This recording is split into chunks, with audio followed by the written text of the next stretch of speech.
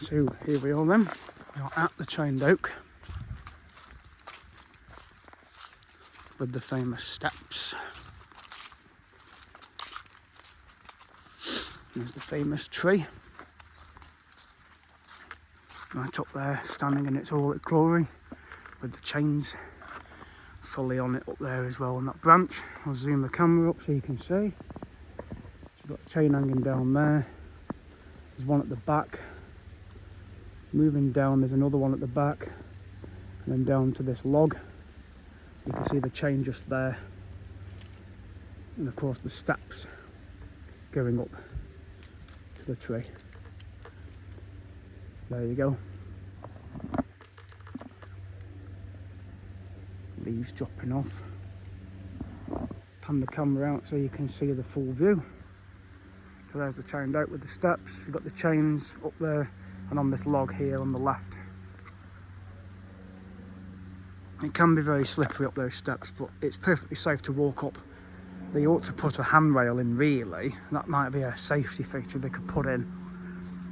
It wouldn't harm to have even a rope safety thing, but it would be good to have a handrail in or something similar, because it can be very slippery. But generally today it should be alright because it's relatively dry. We had a bit of rain, but generally it's relatively dry. So yeah, so there's the Chained Oak. So if you are familiar with the story, then I don't need to tell it you. But I will put the link in the description of this video of the Chained Oak story. It's on Wikipedia.